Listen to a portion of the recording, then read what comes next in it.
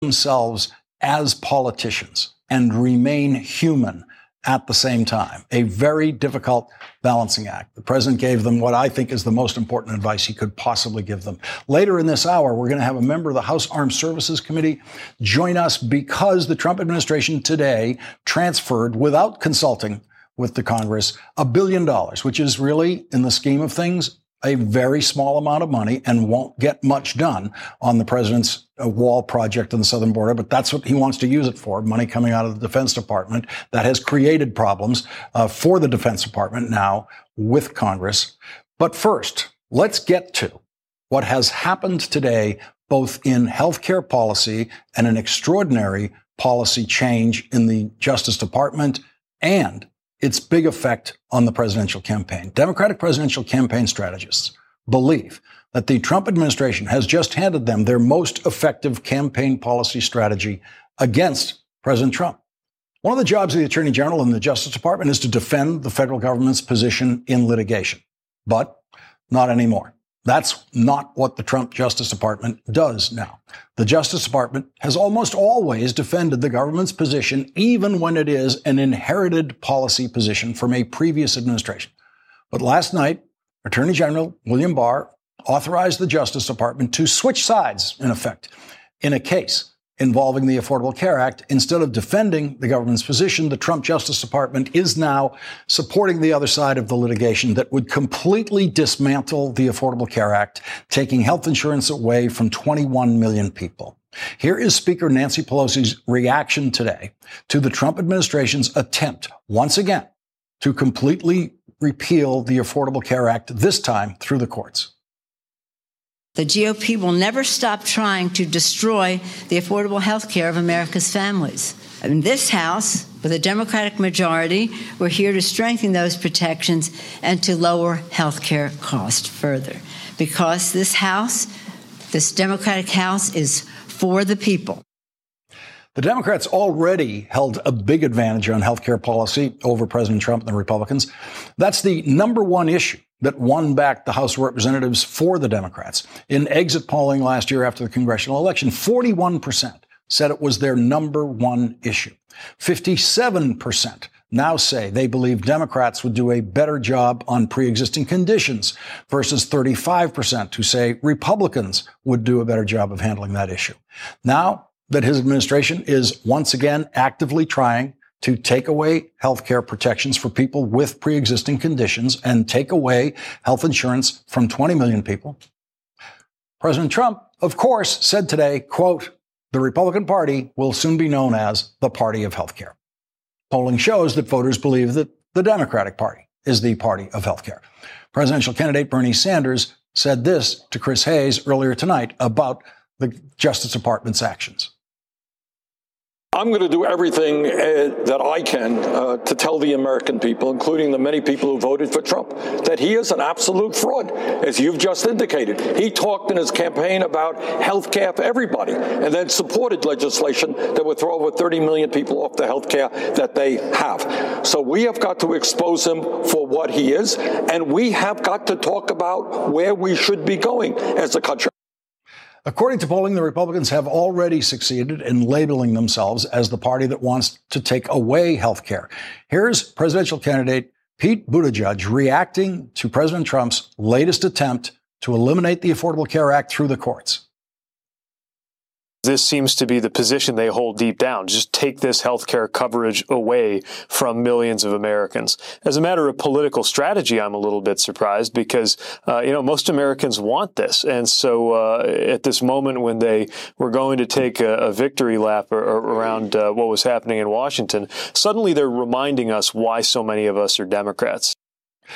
Leading off our discussion now, Ezra Levin. You heard about him during Rachel's last hour. He's the executive director of the Indivisible Project. Jason Johnson is with us. He's the politics editor at TheRoot.com and a professor of politics and media at Morgan State University. He's also an MSNBC political analyst.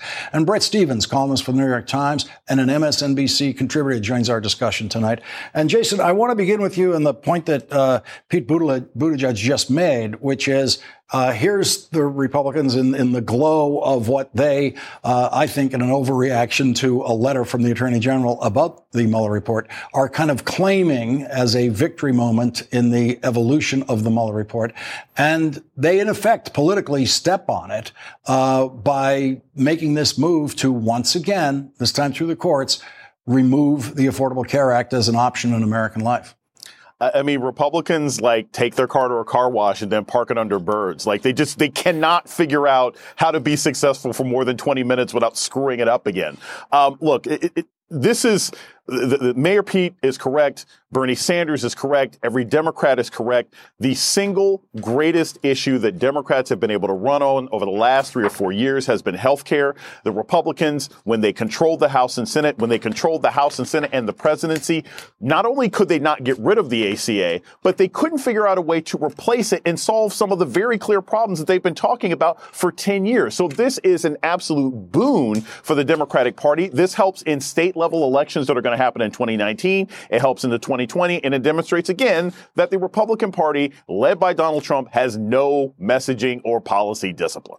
Ezra Levin, as Rachel was discussing, your organization has now stepped forward, Indivisible, with an effort, a public effort to force the release of the Mueller report. But you were also the organization that basically drove the Democratic strategies in many of the campaigns, helping with various issues that elected this new Democratic House of Representatives, healthcare being the number one. Two things. Talk about the real effect of this policy if the Trump administration is successful in court, and if this does mean the end of the Affordable Care Act. What does that mean to 21 million people? And then secondly, what would be the result of it in the presidential campaign?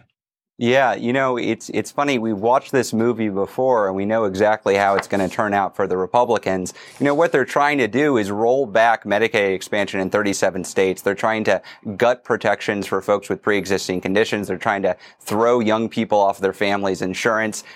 This isn't popular. They tried to do it. And actually, this week is the 2-year anniversary of when the House of Representatives under then Speaker Paul Ryan tried and failed on a vote to repeal the Affordable Care Act. They failed in the House of Representatives that time because it was so unpopular. They eventually did get it through the House, but they ultimately weren't able to get it through the Republican Senate because this is so deeply unpopular. And what I will say is, we saw these indivisible groups all over the country holding die-ins, holding protests, doing letters in 2017. This helped put pressure on the political system that made it impossible to get through the legislature. And then those exact same groups were the groups that were registering voters, that were endorsing candidates, and that were getting out the vote in 2018. So I think this policy from the Trump administration is a moral abomination, but I also just think it's politically stupid. They're setting themselves up for a repeat of the 2018 blue wave, and we took out the House of Representatives in 2018. We'll take out the White House and the Senate in 2020.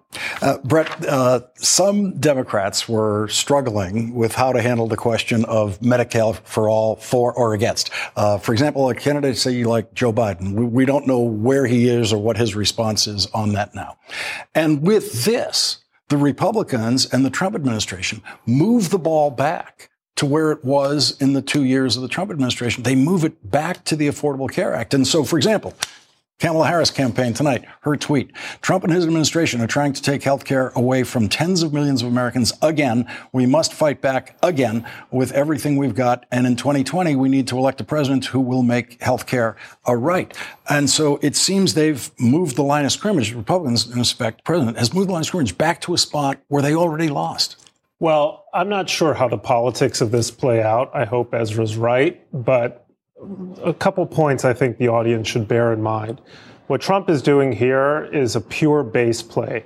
Obamacare, the Affordable Care Act, remains profoundly unpopular with the Republican base, and even talking about wanting to see its repeal is appealing to the sweet spot. The second thing I think the Trump administration is trying to do is trying to say, well, what's the Democratic alternative? The Democratic alternative is Medicare for all. That they will argue is unaffordable. It shows the Democrats can't be trusted with the fisc. I think that's the strategy. Actually, in some ways, the way I see this really helping Democrats is it's going to force them require them to defend the Affordable Care Act, which is now broadly popular as the existing system with all of its imperfections, rather than go for advocacy of a Medicare for All system, which I think is not going to help Democrats in 2020. I could be wrong, but that's my guess. Well, that is in effect a rephrasing of what I was just saying. I think we actually agree on this. And Jason, before we dwell completely on the politics of this, we are talking about 21 million people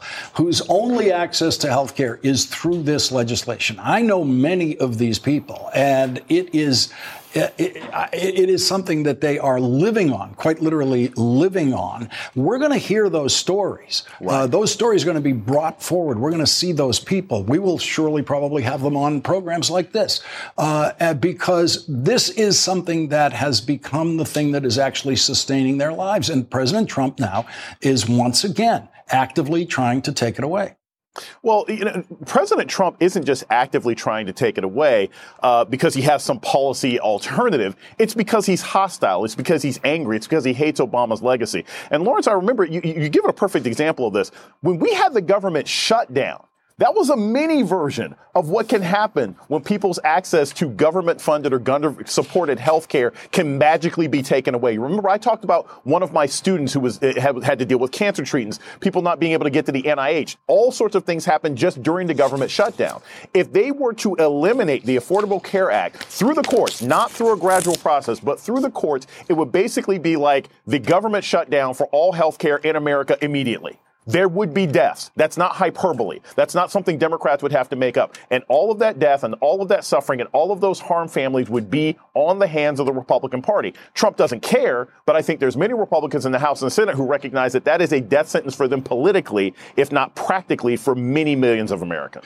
Ezra, with your organization now working in a new territory, which is the release of the Mueller report, is there any crossover here in what's happening in terms of the political energy that you bring to the Mueller report and then this Justice Department action on the Affordable Care Act? Oh, yeah. So, I was talking with Grapevine Indivisible, which is in the Dallas area, very red area. They've been holding weekly meetings every week, stretching back to 2017, and they held their meeting yesterday after the release of the Barr memo. And I heard from Heather, the leader of that group, that she quoted Glinda of Oz, that you've had the power all along, my dear. You just had to learn it for yourself. That the groups view their job as building up activists and activism in their communities and fighting back wherever they can. And they don't count on anybody else to ride in on a white horse and save them. They're building this up themselves. And so if that means fighting to make sure that the report comes out, they're going to do that. If that means fighting to protect the Affordable Care Act, they're going to do that. If that means fighting against whatever else comes out of this administration, they're going to do that. And they're doing that in 2019 because that's the right fight to fight. But in doing that, they're also building up their strength. They're building up their membership. They're building up the force that is going to build the wave in 2020. So, Brett, Bill Barr is the most experienced Attorney General, perhaps the most experienced Attorney General we've ever had since he's been Attorney General before. He's been in this position as Attorney General where he has been defending government policies of previous administrations. He has watched his administration policies be defended by subsequent attorneys general of other parties, which makes this so fascinating. Brings us to breaking news reporting from Politico right now saying William Barr was opposed to this switch. It says Politico is saying the heads of the Justice Department and Health and Human Services Department opposed the unexpected switch in legal tactics. The Trump administration's surprising move to invalidate Obamacare on Monday came despite the opposition of two key cabinet secretaries, Health and Human Services Secretary Alex Azar and Attorney General Bill Barr. Yeah, well, I mean, it's a familiar story with the Trump administration and anyone who serves in it that at some point, and in Attorney General Barr's case, that point has come very quickly, you have to choose between your position in government and your integrity as a person. Jim Mattis discovered that. Rex Tillerson discovered that. To some extent, even Jeff Sessions discovered that. And that's happening very soon here. And Ezra, I just want to go back to you on the the policy issues here as they interact with the campaign. And I could just read a stack of tweets from every one of the presidential campaigners tonight on this specifically. In reviving the fight over the Affordable Care Act now, do you think that will actually overshadow the debate within the Democratic field about Medicare for all? Yeah, well, I think we can walk and chew gum. I think we need to fight back against the worst that this administration is doing, but I don't think we can be scared to talk about what our vision for the future is going to be. Look, we're going to have the House, the Senate, and the presidency in 2021, and we got to have some plans about how we're going to use it. All right, we're going to have to leave it there. Ezra Levin, Jason Johnson, and Bret Stephens, thank you all for starting us off tonight. Really appreciate that. And when we come back, new polling overwhelmingly now favors the release of the Mueller report.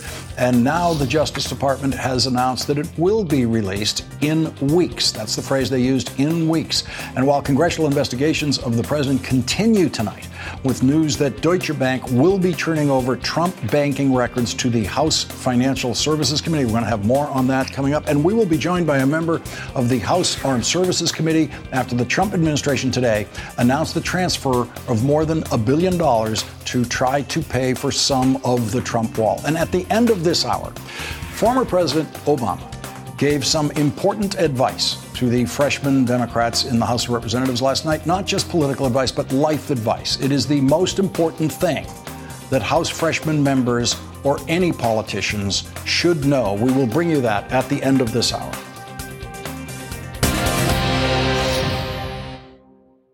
Hi, it's Katie Tur. Want to keep up with MSNBC while you're on the go? Subscribe to the MSNBC Daily Newsletter. You'll get the best of what you've missed during this unprecedented era of news. Text MSNBC to 66866 to subscribe. Congress wants the Mueller report, and we have a member of Congress joining us in this discussion who is on one of the committees that will receive the Mueller report as soon as Congress does get it, which is now supposed to be within weeks. Today, Quinnipiac released a poll saying 84% of Americans think the Mueller report should be made public, while only 9% believe it should not be made public. Even Republicans favor making the report public by 75% to just 17% of Republicans who say it should not be made public. After that poll was released today, Justice Department officials told reporters that a public version of the Mueller report will be ready in weeks, not months. Quote, weeks, not months. Today, House Speaker Nancy Pelosi dismissed Attorney General Bill Barr's summary letter of the report and told her members to wait for the full report. Let us see the report.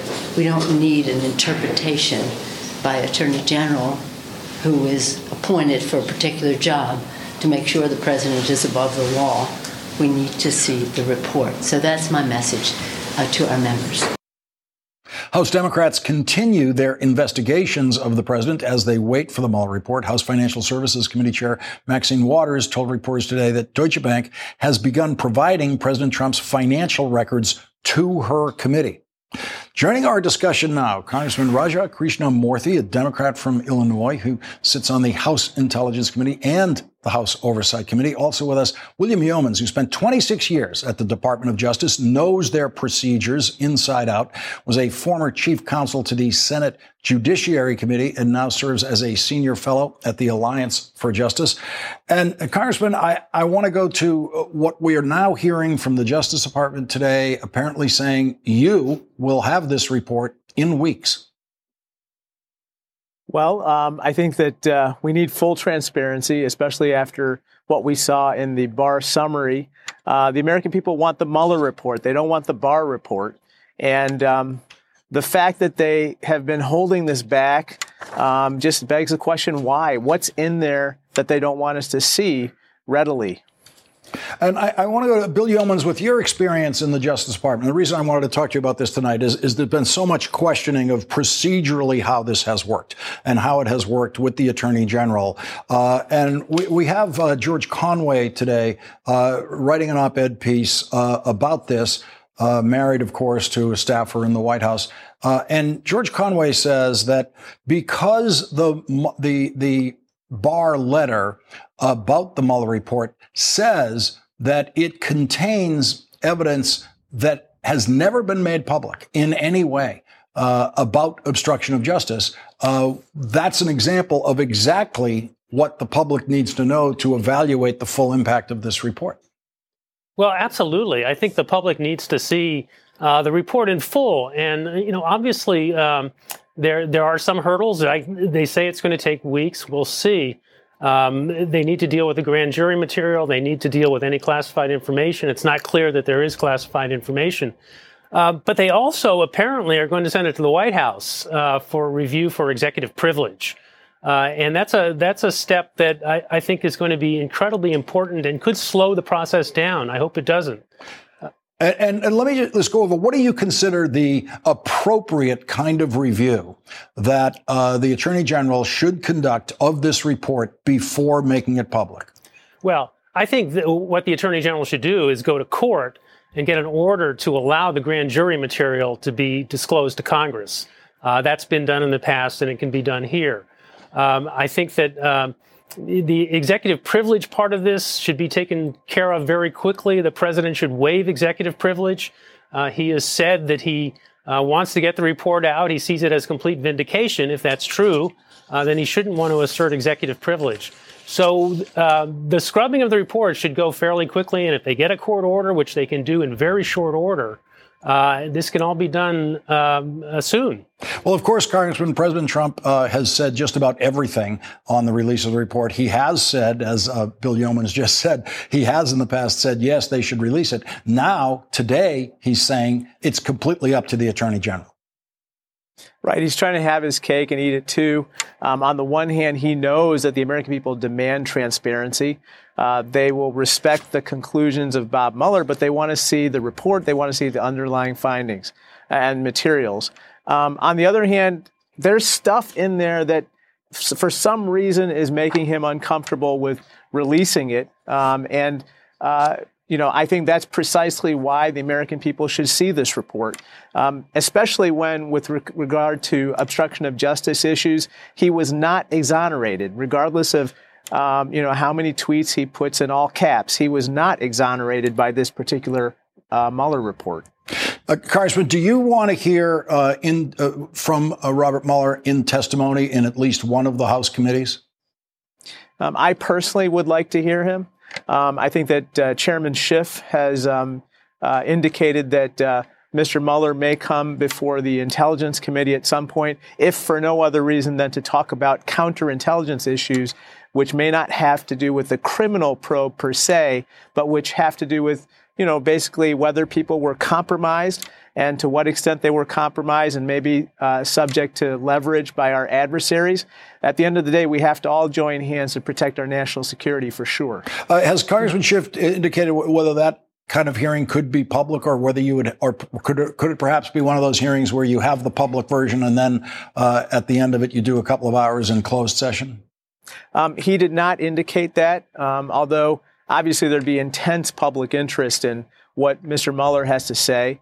And so I'm sure that Chairman Schiff would probably be weighing the different considerations here for sure. Bill Yeomans, one of the issues that actually Ari Melber raised Sunday night when the Attorney General's letter just came out was a very simple thing. How many pages is the report?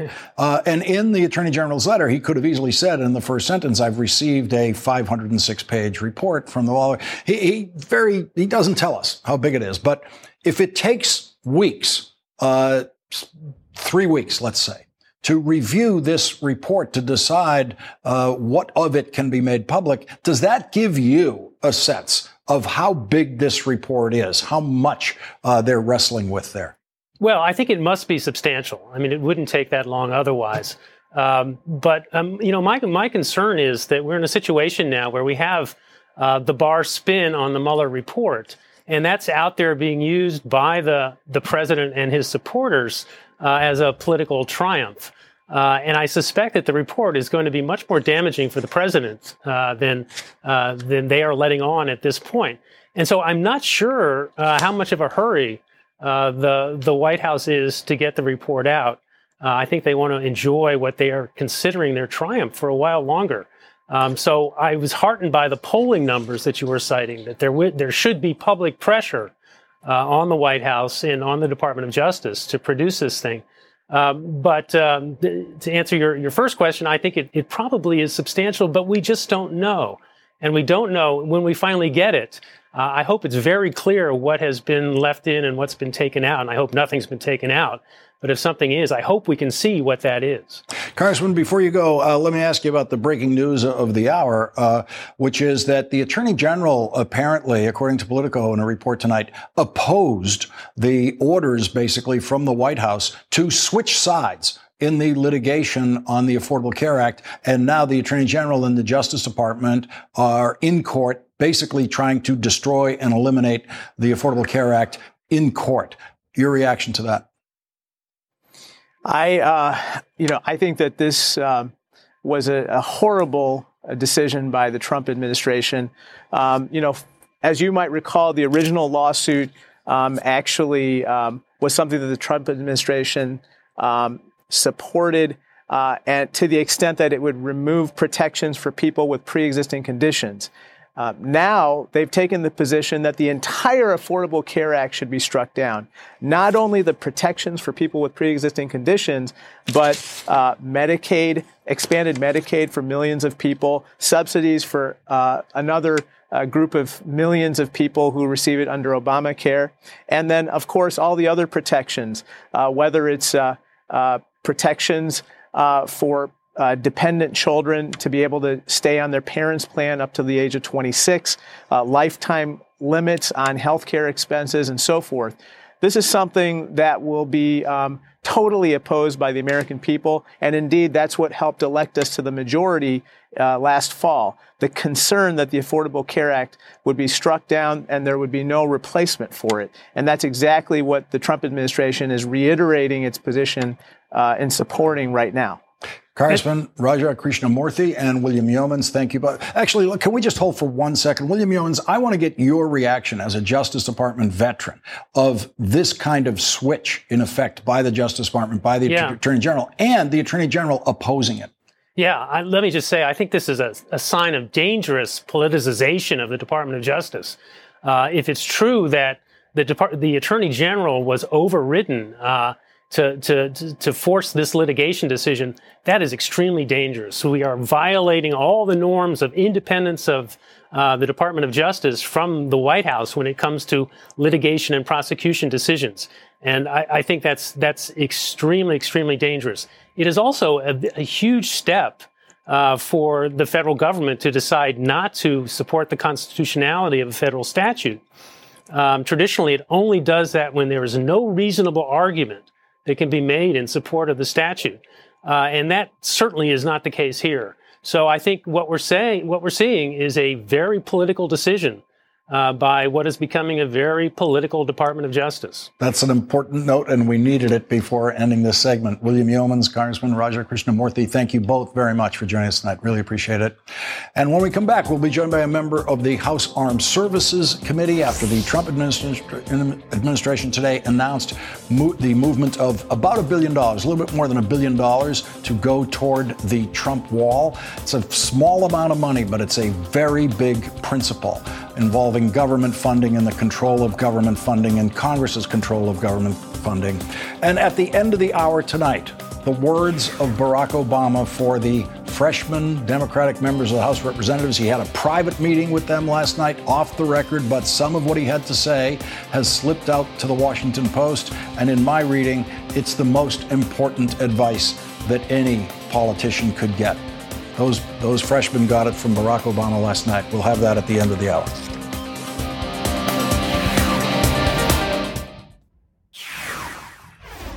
Last night, Acting Defense Secretary Patrick Shanahan sent a letter to the Department of Homeland Security informing them that he had made $1 billion available for the new border wall construction by moving that money into a Pentagon account for drug enforcement.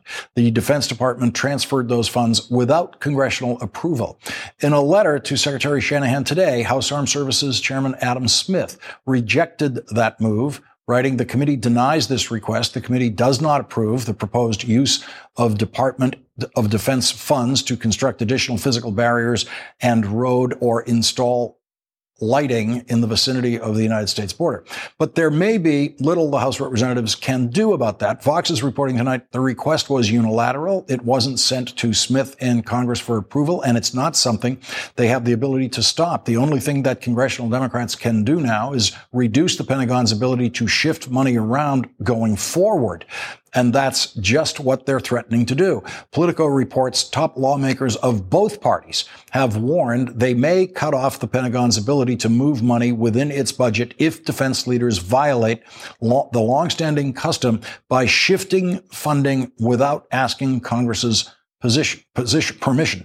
In a House Armed Services Committee hearing on the Pentagon's fiscal budget for next year, which just happened to be happening today, Chairman Smith pressed Secretary Shanahan on the consequences of shifting $1 billion without going through Congress. You are not asking for our permission.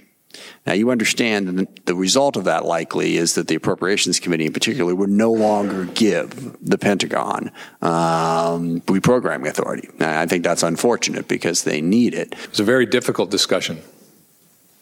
And we understand the significant downsides of losing what amounts to a privilege. Given a legal order from the Commander-in-Chief, we are executing on that order. One of the members of the House Armed Services Committee who was in that hearing today joins us, Democratic Congressman Ro Khanna of California. He's also a member of the House Budget and Oversight Committees. And Congressman, I've seen a lot of testimony. I've seen a lot of cabinet officials testify about actions taken. Do you share my sense that what I was watching there was a reluctant member of the cabinet taking an action that he stressed was on an order from the Commander-in-Chief? Was that the sense you got from him? Lawrence, I couldn't agree more. You almost felt sorry for him. I mean, he understood that this was going to hurt the Department of Defense going forward, that we would take away their authority to reprogram going forward. But he said basically to Adam Smith and to Republicans that he was just following the Commander-in-Chief's order. And here's the situation for our nation. We need talented people to serve. They get there, they serve, they realize they can't exercise their judgment of what they think's in the best interest of the country. And that's why you see resignation after resignation. There's only so long people like Secretary Shanahan can put up with it.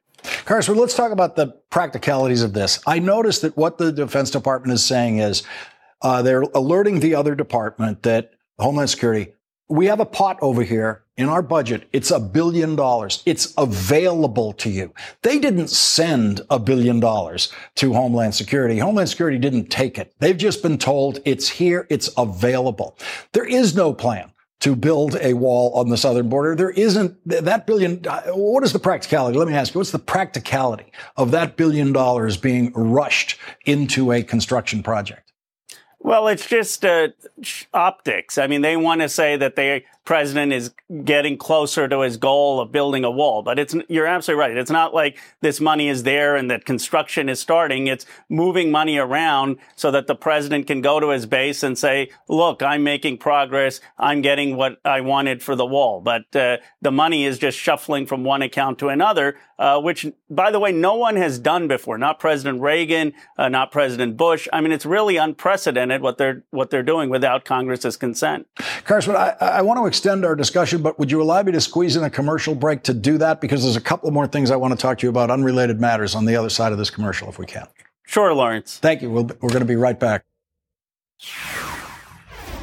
We're back with Congressman Ro Khanna. And Congressman, you wrote an important op-ed piece in the Washington Post today, pointing out the fact that the Mueller report, when it comes out, will contain all sorts of detail about how the Russians interfered with our election that would enable us to defend better against that kind of interference. But your op-ed piece says we can't wait for the Mueller report. We have to get to work on that defense now.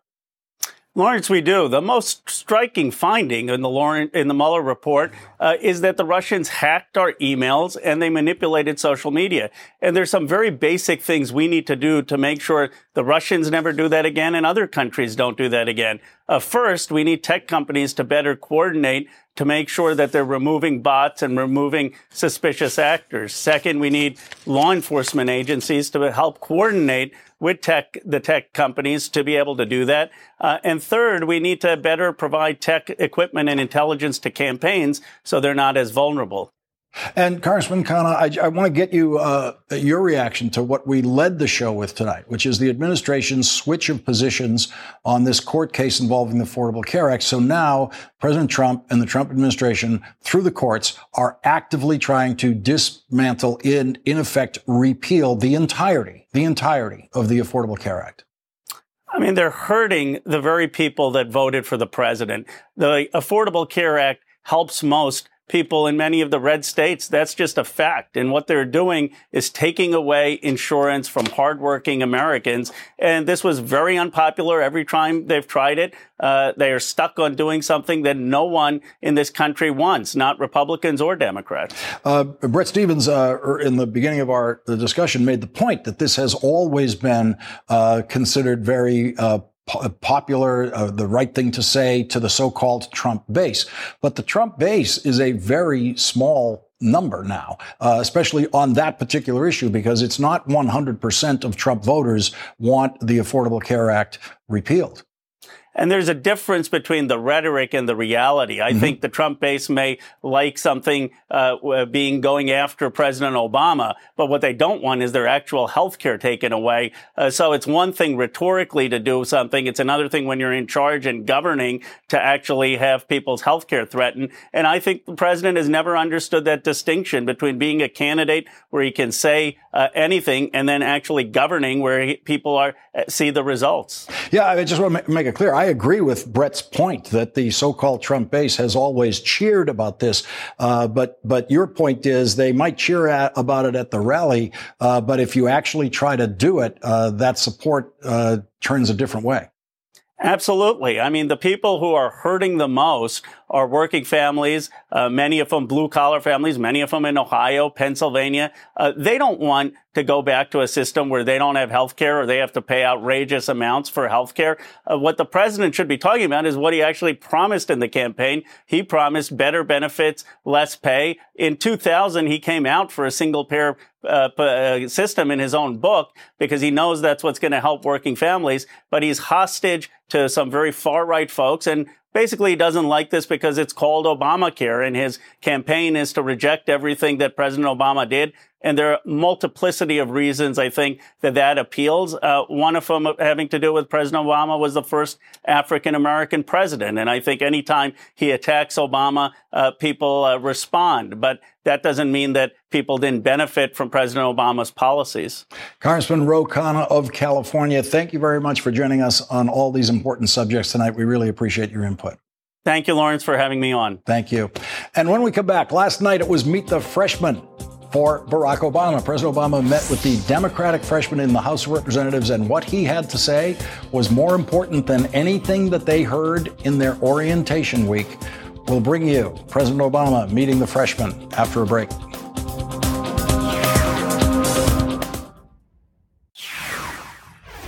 It was Meet the Freshman night last night for President Obama and the freshman Democrats in the House of Representatives.